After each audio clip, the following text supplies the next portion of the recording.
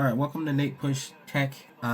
In this video, I'm gonna show you and tell you you cannot use your OSMO Nano. Okay? For me, I have an OSMO Nano, right? You can't use this thing as a webcam, which kind of sucks. Because what Alright, so hold on. Alright, so I want to be able to, you see this clip here? Attach this clip here, okay? Now obviously it's not going to be as wobbly, right? So attach my OSMO Nano right there, right? And I want to be able to use my handheld and game on my handheld while streaming through this. I want to use this as a webcam, stream, and show my handheld gaming. Now I'm not going to have another device that I'm going to use, and I'll show you in the next video of how to do that in my next video. But you can't use an OSMO Nano. Now the OSMO Nano has to be one of my favorite action cameras, so to say.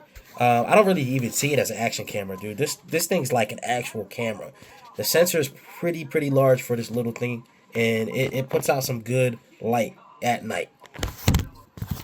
So with that being said, like I said, you can't use this thing as a actual webcam, which kind of sucks, but it does its job. And yeah, in my next video, I'm going to show you what webcam you can use for your little camera device.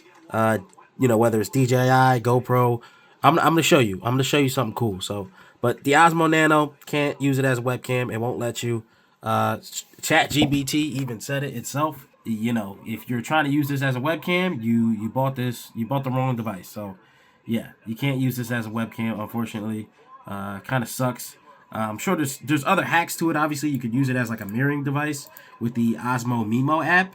But yeah, I'm not really trying to do that. I'm trying to do this organically. I'll see you on the next video. That's pretty much it. Peace out.